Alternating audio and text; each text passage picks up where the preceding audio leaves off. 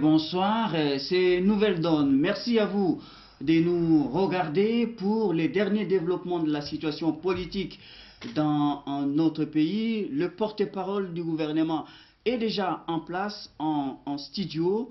Merci à lui. Monsieur le ministre Lambert Mende Omalanga, bonsoir. Bonsoir. La situation politique, particulièrement à l'est de notre pays ces dernières heures, en tout cas les populations des Rutshuru centre, mais aussi des Kichanga et les localités environnantes en début des week-ends ont fait la fête et a constaté le retour dans leur localité des forces armées de la République démocratique du Congo. On s'est frotté les mains là-bas, mais en fin de week-end, les mêmes populations semblent avoir vite déchanté, de constater que les FARDC se sont retirés sans combattre, laissant ainsi la place au M23. Qu'est-ce qui a bien pu se passer, monsieur le porte-parole du gouvernement? La première chose à dire, c'est qu'il n'y avait pas matière à combat. Lorsque les FARDC arrivent dans ces localités, il n'y a pas d'ennemis. Donc vous vouliez qu'ils combattent qui? Les populations? Ils ont procédé à des arrestations de certains malfrats qui s'étaient transformés en FDLR. Nous savons très bien pourquoi. Nous savons qui les a envoyés pour faire cela. Ils ont arrêté d'autres criminels qui agissaient sous le couvert des Maï-Maï et qui importunaient la population. Et selon les ordres qu'ils avaient reçus, ces forces armées se sont redéployées un peu plus loin, dans l'attente de la suite. Vous savez, une guerre qu'on nous a imposée, nous y répondons avec la tête, nous, gouvernement.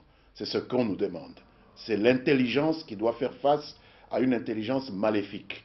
Le peuple, il a le droit de réagir par les tripes. Vous savez, la joie, le mécontentement, les émotions. Donc la guerre ne se fait pas avec les émotions. Ils ont assisté à une péripétie, des forces mobiles, opérationnelles des FARDC qu'on envoie ponctuellement pour sécuriser des populations qui sont ponctuellement menacées par des malfrats, mais la réponse à l'agression dont notre pays est victime est une réponse globale que le président, le gouvernement, l'armée sont en train de dérouler. Et ce qui s'est passé au Nord Kivu, à Rutshuru, c'est une sorte d'épiphénomène, c'est contradictions réelles ou supposées, réelles ou mensongères, entre deux factions de la rébellion, une sorte de provocation. Est-ce que l'armée devait absolument se jeter tête perdue, tête baissée dans ces provocations qui l'éloignent, qui éloignent le pays des grandes stratégies initiées notamment à Addis Abeba par l'Afrique tout entière pour donner la paix de manière durable? Est-ce qu'on n'était pas en face d'un piège de la part des mêmes agresseurs qui voulaient nous distraire avec un épiphénomène pour créer une autre situation alors que nous sommes tous focalisés dans la mise en œuvre de l'accord cadre d'Addis Abeba qui va résoudre le vrai problème, c'est-à-dire la sécurisation de nos frontières avec le pays d'où nous vient la guerre, et non pas la gestion des sentiments de nos compatriotes, parce qu'ils seront contents de toute façon lorsqu'on mettra fin de manière durable à la guerre. Tout le reste, c'est un épiphénomène, c'est un événement dans l'événement, c'est un épisode dans cette guerre. Il y a eu intervention ponctuelle, demain il peut y en avoir, mais la vraie solution, c'est la mise en œuvre de ce qu'on a décidé à Addis Abeba. Monsieur le ministre, les habitants des Rutshuru, comme des localités environnantes, ont toujours la peur dans le ventre par rapport aux exactions dont ils sont victimes de la part du M23. Et quand même, il y a des raisons d'être inquiets, non? Oh, il y a 1000 raisons d'être inquiet, mais puis-je vous rappeler que ça fait plus d'1 an que ces exactions sont observées. Ça fait plus d'1 an que ces gens tuent, les gens du M23, qu'ils tuent, qu'ils martyrisent, qu'ils violent, qu'ils brûlent, tout ce qui leur tombe sous la main. Et donc nous avons un schéma qui va mettre fin à cela. Il ne faut pas chercher à prendre des raccourcis qui font semblant de mettre fin alors qu'ils ne mettent pas fin et qui donnent en fait des moyens à ceux qui utilisent le M23 de vous envoyer encore un autre schéma qui va vous détruire davantage. Donc il faut faire confiance au gouvernement, il faut faire confiance au président et laisser se dérouler la stratégie telle que nous l'avons ficelée, tant au Congo même qu'au niveau de l'Afrique et du monde entier. Ils n'ont pas raison de se sentir frustrés, comme on les entend dire? La frustration n'est que passagère. Si vous n'êtes pas capable d'affronter une frustration passagère pour une satisfaction globale in fine, alors ne dirigez pas une nation. Est-ce que, si je puis dire, cette volte-face est alliée à la rencontre récente, le week-end également, entre le président Joseph Kabila, qui a bangué à Kampala avec son homologue ougandais Yoweri Museveni? Je ne sais pas où vous voyez une volte-face dans ce que je vous dis qu'il faut considérer comme l'exécution du plan qui a été mis en œuvre par la RDC. Je vous rappelle que ce qu'on a adopté à Addis Abeba vient de la RDC. Nous ne pouvons pas nous-mêmes décider de demander à l'Afrique de nous aider à faire quelque chose, demander aux Nations Unies à nous aider à faire quelque chose, et à la première provocation de l'ennemi, nous abandonnons cela et nous allons vers un autre schéma. Nous serions tout à fait idiots d'abandonner un schéma qui est accepté, financé, soutenu par le monde entier pour apporter la paix à notre peuple de manière définitive, pour aller tête baissée parce que le même ennemi qui provoque toutes ces guerres a déroulé un petit piège et nous allons là-bas, et parce qu'on ne s'engage pas dans le piège, les populations sont frustrées. Elles peuvent être frustrées parce qu'elles ne comprennent pas les grands enjeux. Nous qui le comprenons, nous commettrions un péché mortel en nous laissant distraire par un piège et en ratant l'occasion en or qui nous est donnée de sécuriser définitivement cette frontière. Alors les M23, ce n'est plus un secret de polichinelle. En fin de week-end, on repris le contrôle de la situation. Est-ce que les informations selon lesquelles, diffusées par différentes sources indépendantes, affirmant que le téléphone a fonctionné, a sonné entre Kinshasa, Kampala et Kigali, ces informations sont infondées, monsieur le ministre? Je ne sais pas ce qu'il y a de nouveau dans ce que vous dites. Ça fait 1 an que le M23 est dans cette zone. Maintenant, nous sommes à quelques jours de la fin définitive de cette occupation. Et vous voulez que nous compromettions cela parce qu'il faut que le spectacle intervienne aujourd'hui? Monsieur, on ne fait pas du spectacle. Nous voulons mettre fin à une guerre. S'il faut pour cela que des gens qui sont là depuis 1 an, il reste quelques jours pour qu'on mette définitivement fin, le gouvernement choisira cette option. Mais s'il faut aller jouer à Zorro qui répond aux provocations pour donner l'occasion à ceux qui ont créé cette guerre de la prolonger pendant 5-10 ans, est-ce que nous aurions rendu service au peuple congolais? Le téléphone n'a jamais cessé de sonner entre Kinshasa, Kampala et Kigali et toutes les capitales des pays de la CIRGL. Même le pays qui nous agresse est membre de la CIRGL. Même ce pays qui nous agresse fait partie de la solution, a signé ce document qui va être mis en application maintenant. Pourquoi lui donner l'occasion de dire oui, les Congolais eux-mêmes créent un autre cadre, donc nous abandonnons le cadre que nous avons signé? Voilà ce qu'aurait été la bêtise. Donc il faut cesser de lire ces événements superficiellement. Il faut voir quelle est la stratégie déroulée par l'ennemi derrière cela, quelle est la stratégie mise en œuvre par votre propre pays, et faire confiance en vos institutions. Joseph Kabila n'a pas été élu pour donner Rutshuru à un pays étranger, pour donner Rutshuru à des bandits armés. Il a été élu pour mettre fin à cela. Laissons-le dérouler sa stratégie. Ne lui imposons pas, avec notre impatience, avec nos émotions, de devenir en fait le petit jeu dans la stratégie de l'ennemi, qui fait une provocation, alors il plonge parce que sinon les gens seront mécontents. Non, ce n'est pas du spectacle. C'est la guerre. Monsieur le ministre, à vous entendre parler, la société civile du Nord Kivu a tort de se dire scandalisée par ce retrait des FARDC. Non, pas du tout. Mais chacun joue sa partition. la société civile doit absolument exprimer son désarroi. C'est tout à fait normal. C'est des populations qui vivent des événements, qui réagissent au premier degré. C'est normal. Nous ne sommes pas au premier degré. Nous sommes au niveau de l'intelligence pour contrer l'agression. Ce n'est pas la société civile qui se bat. C'est le gouvernement qui se bat. Et quand on se bat, on utilise plus la tête que les tripes. Et lorsqu'on est victime d'une agression, on réagit avec les tripes plus qu'avec la tête. Donc chacun est dans son rôle, c'est normal.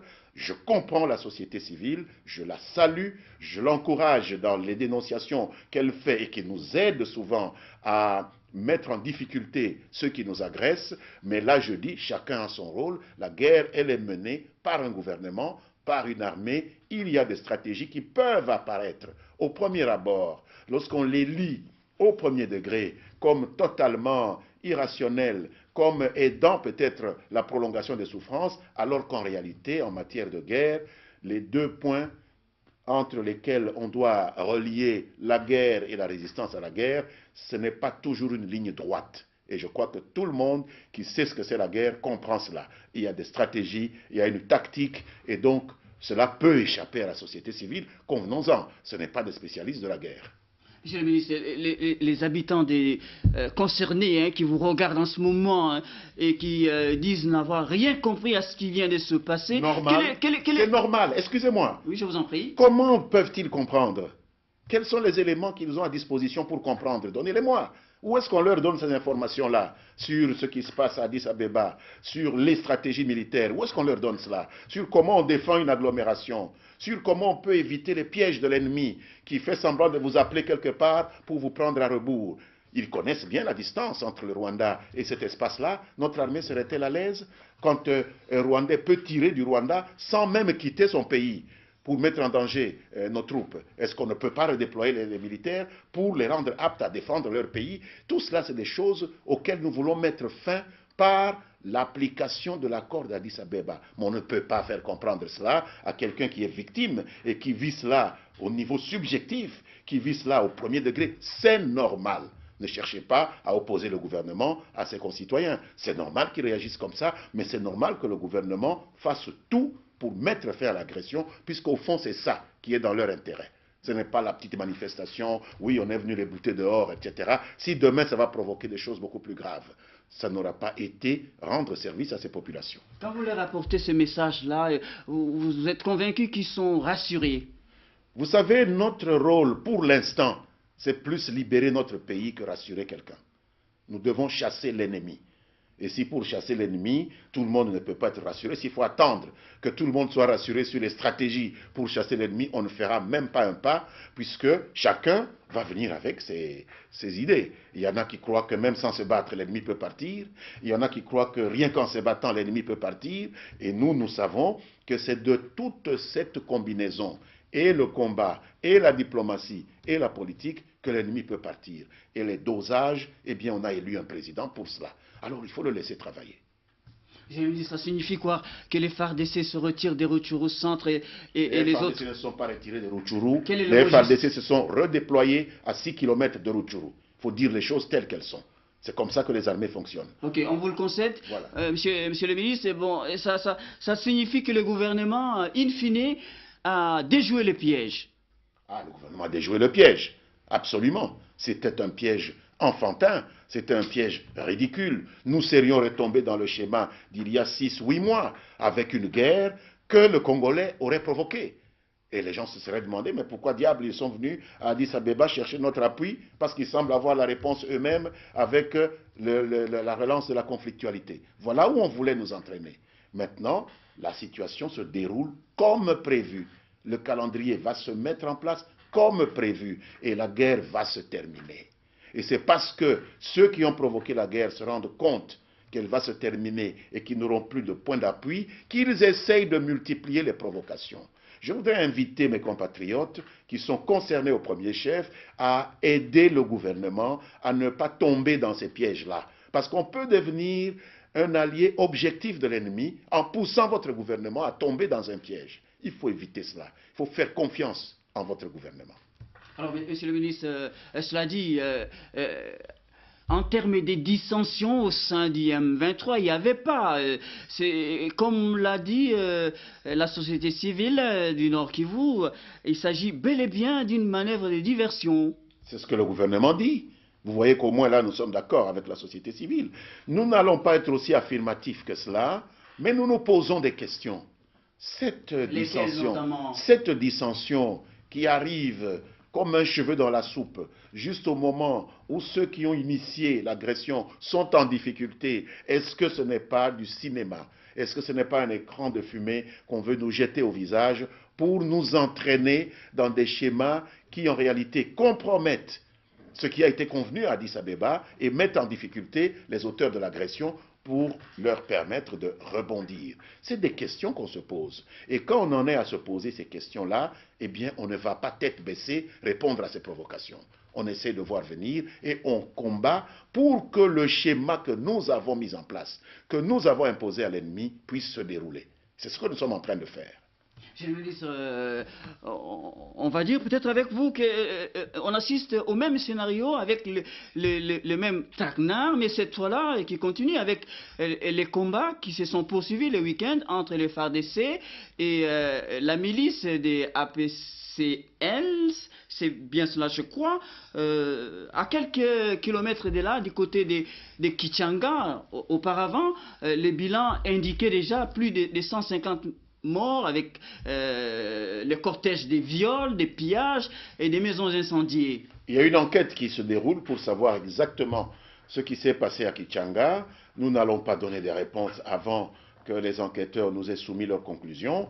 On imagine que ces milices qui ont lancé des attaques, soit ont été manipulées par les ennemis du dehors, soit manipulés par ceux que nous pouvons considérer comme des ennemis du dedans. Ça tombe curieusement à un moment où nous remettons de l'ordre dans le système de paye de l'armée. Est-ce qu'il n'y a pas des gens qui sont mécontents et qui veulent créer des situations qui rendent difficile l'accès à ces zones-là, à ces éléments de la Banque centrale qui sont en train de tourner pour finaliser la bancarisation? C'est des questions qu'on se pose. Est-ce qu'ils n'ont pas reçu des inspirations qui viennent de ceux qui ont initié l'agression à partir de l'extérieur pour créer une situation trouble dans la région qui permette de retarder ou empêcher le déploiement de la force internationale? C'est autant de questions que nous nous posons. Nous n'avons pas de réponse définitive. C'est pourquoi nous préférons continuer avec la mise en œuvre de notre stratégie, une stratégie qui semble déranger beaucoup de gens. Et quand votre stratégie dérange votre ennemi, c'est qu'elle est bonne pour vous. C'est ça qu'il faut retenir. Monsieur le ministre, par rapport aux escarmouches de Kichanga, les Baraza Yawazé, pour dire comité des sages de la localité, demandent aux différentes communautés qui se regardent en chien de faïence là-bas, de ne pas prêter oreille aux différents seigneurs des guerres, mais aussi au gouvernement de prendre ses responsabilités. Absolument, ils ont raison, et c'est ce que nous faisons.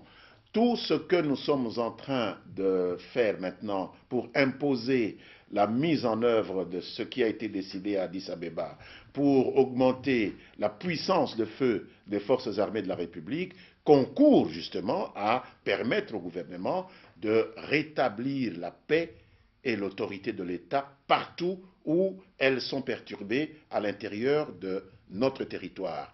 Nous prenons acte de cet appel. Je pense que ça enfonce une porte qui est ouverte. Nous prenons aussi acte de l'appel qui est lancé aux différentes communautés ethniques. Mais là, nous savons que ce n'est pas une guerre entre les communautés ethniques. Les communautés ethniques ont toujours vécu en bonne intelligence. Elles sont représentées par des gens d'honneur que nous connaissons, avec lesquels nous sommes en contact. Il y a des criminels issus de ces différentes communautés ethniques et qui se mettent au service du tout venant. N'importe qui peut, pour une poignée de dollars, les faire agir. Ça peut être à partir de l'extérieur, ça peut être des mauvais gestionnaires à l'intérieur du pays qui essayent de les utiliser pour établir une certaine confusion qui empêcherait que l'on découvre leur mégestion. Donc c'est un appel qui est marqué du bon sens le plus élémentaire. Je le reçois avec suffisamment d'humilité. Monsieur le ministre, pendant son séjour à Kampala, le week-end, le président de la République, Joseph Kabila et Kabange, a conversé également avec la délégation gouvernementale sur place.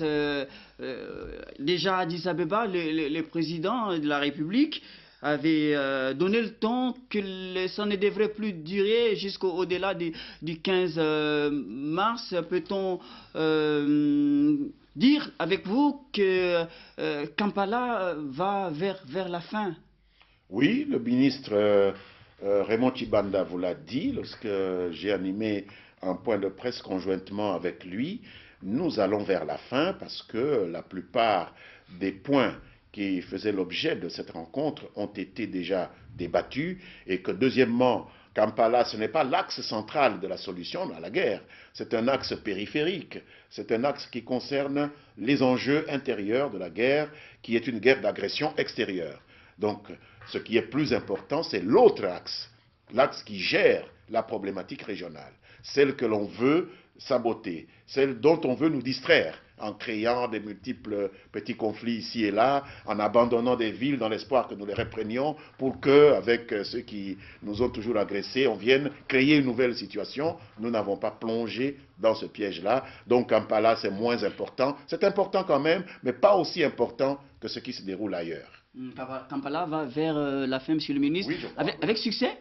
Mais je ne sais pas ce que vous appelez succès. Le succès pour ceux qui ont appelé Kampala, c'est le fait qu'on ait évalué l'accord de 2009, qui a donné son nom même à cette rébellion, 23, M23, c'est le 23 mars 2009. Oui. Donc on a évalué 2009.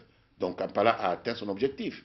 Deuxièmement, qu'on écoute les griefs des gens du M23, on les a écoutés. Maintenant, il reste que le président réponde à cela. Il s'est engagé à répondre. Alors, qu'est-ce qui reste à Kampala, sinon les illusions de quelques personnes qui se prennent pour ceux qui ne sont pas? Mais qu'est-ce qu'il reste Il ne reste plus rien, c'est 2 points. Ouais. Les 2 points ont été abordés. C'est tout. Donc c'est ça le succès, à notre avis. Quand on pose la question, vous posez la question, qu'est-ce qui reste à Kinshasa ici? L'opposition politique parle des fiascos, notamment dans le camp des Camérés, UNC.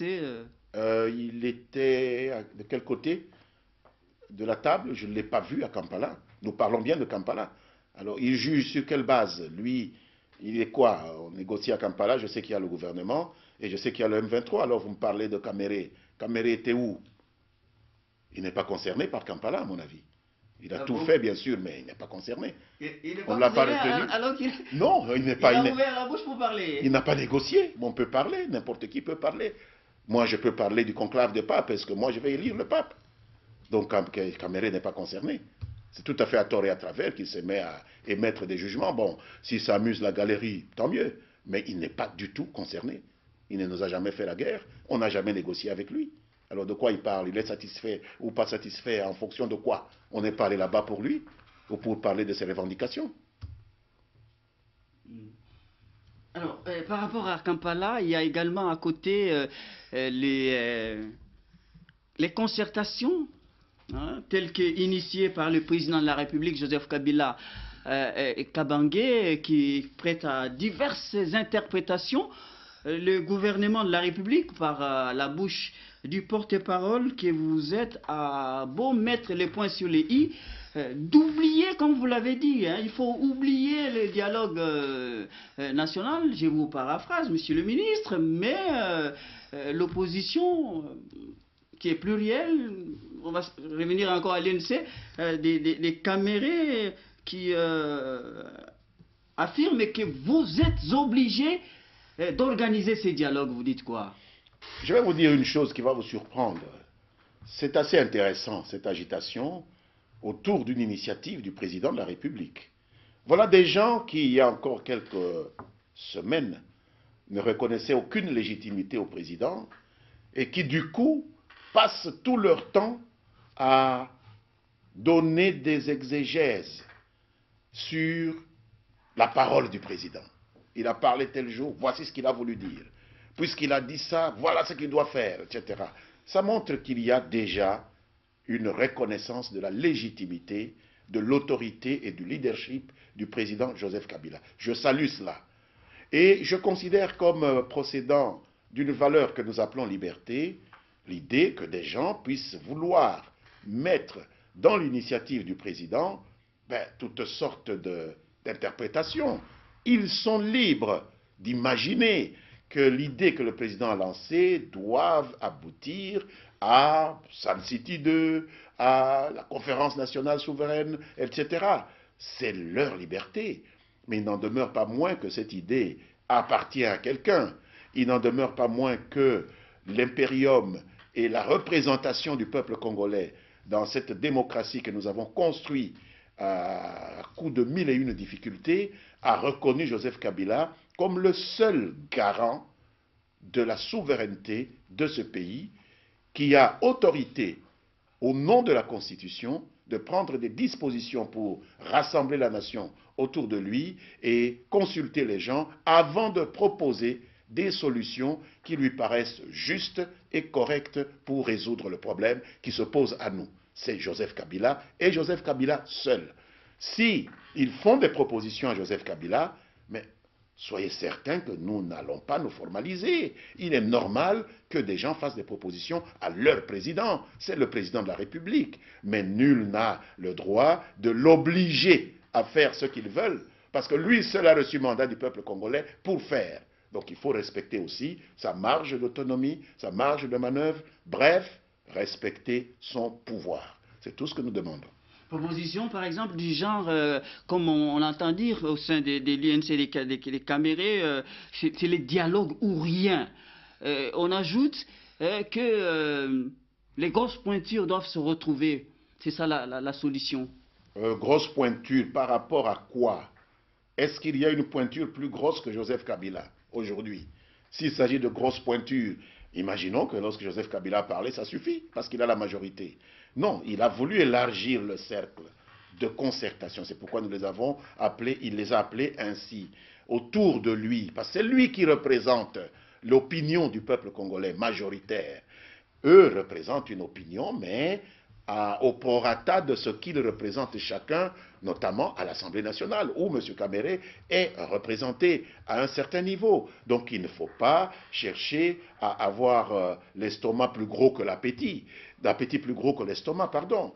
Donc vous avez un pan de représentation, vous n'avez pas à vous imposer sur la majorité. Ça ne serait pas démocratique, qu'on relise un peu les classiques. Ça ne serait pas démocratique qu'une minorité dise « c'est ce que je dis qui doit se faire ou rien ». Rien, ça veut dire quoi? Qu'il va empêcher la nation de se concerter avec le président? J'ose croire que rien pour lui, ça veut dire « lui n'ira pas ». Mais est-ce que lui est la nation? Est-ce que le fait que lui n'aille pas, la nation ne va pas aller? Donc il faut qu'on sache raison garder, il faut que chacun sache se mettre à sa véritable place. Monsieur Kamere n'est pas la nation. M. Kamere a des opinions, nous respecterons ses opinions. S'il a la possibilité de venir les défendre devant les autres dans cette concertation, tant mieux. S'il estime que si on n'appelle pas cela dialogue, si on ne va pas lui promettre le partage du pouvoir, il ne vient pas, tant pis, la nation continuera à exister, puisque la nation n'est pas née avec lui, pas plus qu'avec Joseph Kabila ou avec quelqu'un d'autre qu'il appelle grosse pointure. La nation appartient aux 73 millions de Congolais. Il faut un peu de modestie lorsqu'on prétend représenter un peuple. Monsieur le ministre, les faits pour l'opposition, d'une manière générale, avec en première ligne l'INC des Vital Kamere, exigeait... En première ligne de l'opposition se trouve l'UDPS. Pas Kamere. L'UDPS, c'est non concerné. Hein? Ah, mais alors donnez ce point de vue. Donc il ne faut pas dire que c'est Kamere qui représente l'opposition. Ouais. Il faut voir le nombre de ses députés avant de dire qu'il représente l'opposition. Il y en a qui ont plus que lui. Non, je n'ai pas dit qu'il représentait, j'ai dit... bon. Vous l'avez dit en première ligne. Non, ça, je ne suis pas d'accord. Il monte au créneau par rapport aux autres qui restent en recul. Oui, ça c'est le média. Vous savez, même quelqu'un qui n'a rien peut dire aux médias qu'il est tout. Ah bon? Même lorsqu'on n'est rien. Ouais. Bon, alors la question est la suivante, monsieur le ministre. Exiger donc les dialogues nationaux de la manière qu'elle entend bon, on ne va pas citer encore une frange de l'opposition. Est-ce que c'est pour vous faire du rétropédalage politique de l'histoire de notre pays? J'ai dit que l'opposition a le droit de proposer la formule qui lui paraît correcte. C'est la gestion de la valeur liberté. Nous sommes en démocratie. Nous n'irons pas faire reproche à l'opposition d'avoir des idées qui sont en nuance ou en opposition avec celles de la majorité. Elle est opposition pour cela.